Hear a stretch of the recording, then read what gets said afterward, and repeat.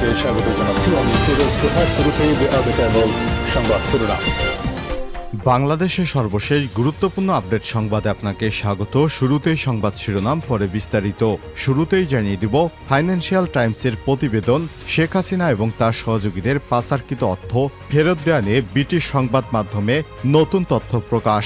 ছাত্র জনতার উত্তাল আন্দোলনের মুখে ক্ষমতাচ্যুত প্রধানমন্ত্রী শেখ হাসিনা এবং তার নেতৃত্বাধীন আওয়ামী লীগ সরকারের কর্তব্যরত ব্যক্তিদের পাচারকৃত সম্পদের বিবরণ জানাতে যুক্তরাজ্যকে অনুরোধ করেছে বাংলাদেশের অন্তর্বর্তীকালীন সরকার। কেন্দ্রীয় ব্যাংকের নবনিযুক্ত গভর্নর আহসান এইচ মনসুর এমন অনুরোধ জানিয়েছেন। এ বিষয়ে তদন্ত শুরু করেছে যুক্তরাজ্যের সরকার। গুরুত্বপূর্ণ সংবাদ জানাবো, সঙ্গেই থাকুন। এদিকে সেনাবাহিনীকে নির্বাহী ম্যাজিস্ট্রেটের ক্ষমতা প্রদান, যা বলছেন জনপ্রিয় ইসলামী বক্তা মিজানুর রহমান আজহারী। এদিকে রূপপুর বিদ্যুৎ প্রকল্পের প্রথম ইউনিটে ডামি ফুয়েল লোডিং শুরু। পাবনা রূপপুর পারমাণবিক বিদ্যুৎ প্রকল্পের প্রথম ইউনিটের রিঅ্যাক্টর প্রেসার ভেসেলে ডামি ফুয়েল লোডিংয়ের কাজ শুরু হয়েছে। এই কার্যক্রম চলবে প্রায় 2 সপ্তাহ পর্যন্ত।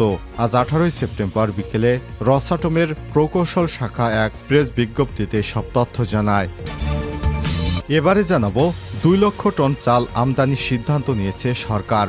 বাংলাদেশে হঠাৎ করে চালের দাম বৃদ্ধি পায় 2 লক্ষ লাখ টন চাল এবং 4 লক্ষ টন গম আমদানির নীতিগত অনুমোদন দিয়েছে অর্থনীতি বিষয়ক সংক্রান্ত উপদেষ্টা পরিষদ কমিটি। আর সচিবালয়ে ক্রয় সংক্রান্ত উপদেষ্টা কমিটির বৈঠক শেষে এসব কথা বলেন অর্থ এবং বাণিজ্য বিষয়ক উপদেষ্টা সালেউদ্দিন আহমেদ।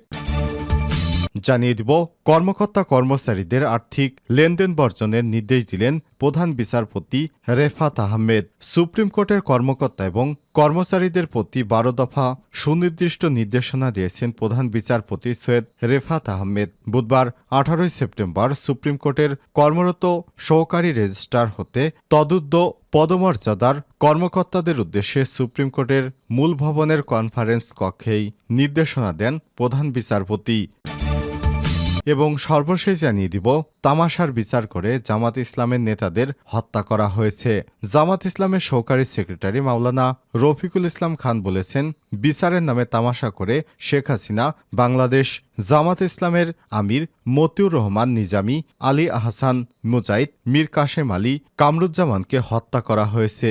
জেলখানার মধ্যে তাদের হত্যা করা হয়েছে এবং সাইদিকেও। তারা ভেবেছিল জামাতকে শেষ করা যাবে, কিন্তু জামাত আসলে শেষ হয়নি, বরঞ্চ তারাই দেশ থেকে পালিয়ে গেল। প্রিয় দর্শক, এতক্ষণ শুনছিলেন সংবাদ শিরোনাম, এবারে বিস্তারিত। তবে তার আগে বন্ধুরা, অনুরোধ থাকবে এই সংবাদটিতে একটি লাইক দিন। এই চ্যানেলে আপনি নতুন হয়ে থাকলে আমাদের সংবাদটি দেখতে দেখতে চ্যানেলটি সাবস্ক্রাইব করে রাখুন। কমেন্ট করে আপনার মূল্যবান মতামত জানিয়ে দিন বন্ধুরা, আপনি বিশ্বের কোন দেশ থেকে বা বাংলাদেশের কোন স্থান থেকে আমাদের সংবাদটি দেখছেন এবং শুনছেন। এবারে বিস্তারিত।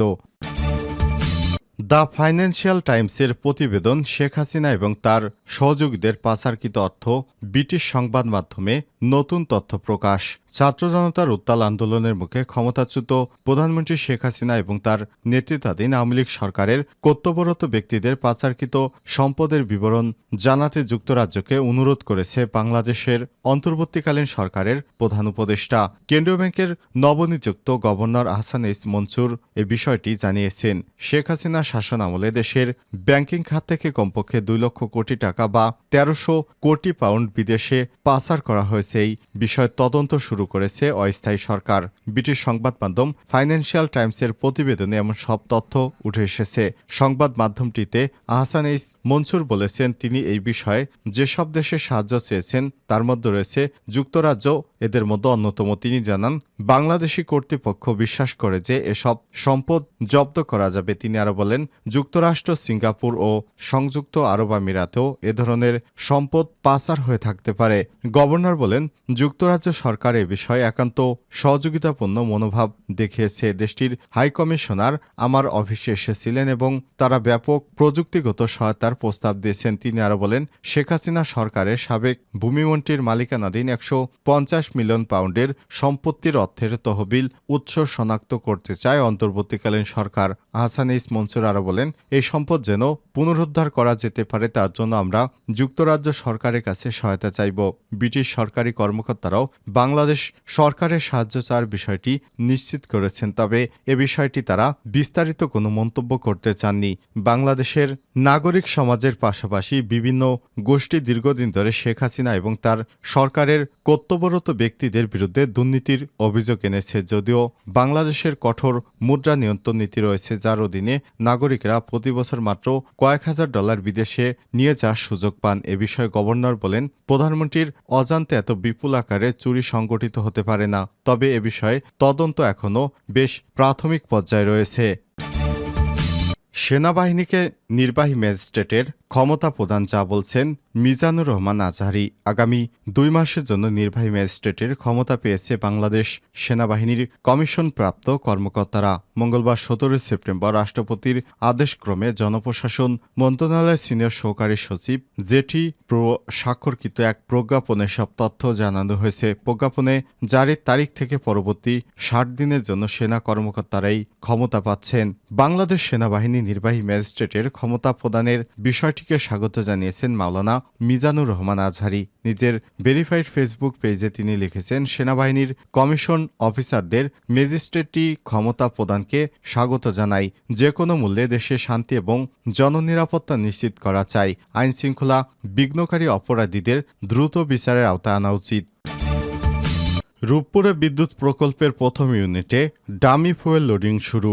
পাবনা রূপপুর পারমাণবিক বিদ্যুৎ প্রকল্পের প্রথম ইউনিটের রিঅ্যাক্টর প্রেসার ভেসেলে ডামি ফুয়েল লোডিংয়ের কাজ শুরু হয়েছে।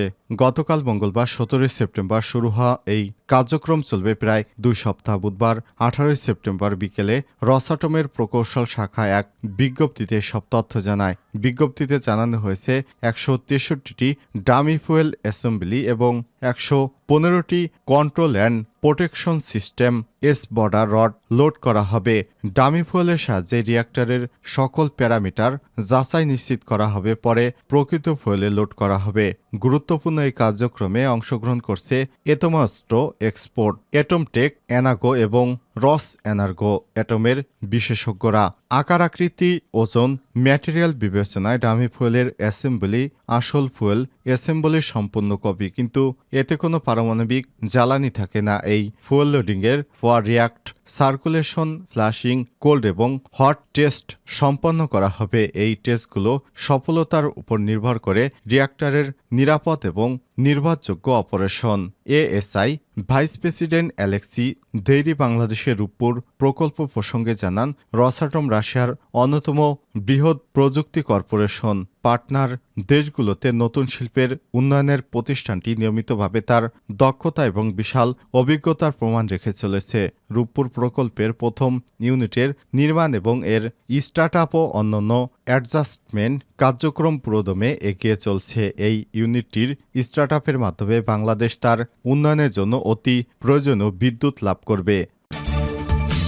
2 লক্ষ টন চাল আমদানির সিদ্ধান্ত নিয়েছে সরকার।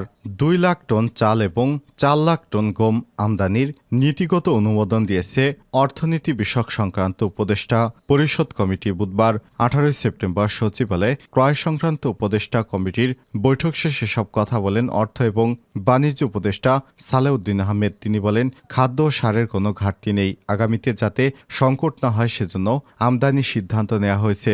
অর্থনৈতিক বিষয়ক সংক্রান্ত উপদেষ্টা কমিটির যে চাল এবং গম আমদানির নীতিগত অনুমোদন দিয়েছে সেখানে নির্দিষ্ট কোনো দাম উল্লেখ করা হয়েছে কিনা জানতে চাইলে সালেউদ্দিন আহমেদ বলেন, অবশ্যই মূল্য আছে, মূল্য না থাকলে কিভাবে হবে, তবে প্রত্যাশিত চাহিদা দিলে তারা G2G বা সরকারের সঙ্গে সরকারের আলোচনা সাপেক্ষে মূল্য নির্ধারণ করতে পারবেন। বৈঠক সূত্র থেকে জানা গেছে, বৈঠকে খাদ্য নিরাপত্তা নিশ্চিত করতে আন্তর্জাতিক দরপত্রের মাধ্যমে চাল এবং গম আমদানির সময়সীমা 15 দিন নির্ধারণ করার প্রস্তাবের নীতিগত অনুমোদন দেওয়া হয়েছে। আগে সময়সীমা ছিল 42 দিন, অর্থাৎ দরপত্রের প্রজ্ঞাপন প্রকাশের তারিখ থেকে 42 দিনের মধ্যে চাল বা গম সরবরাহ করার বাধ্যবাধকতা ছিল। সে সময় কমিয়ে 15 দিন করা হলো। 2024-25 অর্থ বছরে আন্তর্জাতিক উৎস থেকে 3.5 লাখ টন এবং অভ্যন্তরীণ উৎস থেকে 19.23 লাখ টন চাল সংগ্রহের লক্ষ্যমাত্রা নির্ধারণ করা হয়েছে। এছাড়াও আন্তর্জাতিক উৎস থেকে 7 লক্ষ টন এবং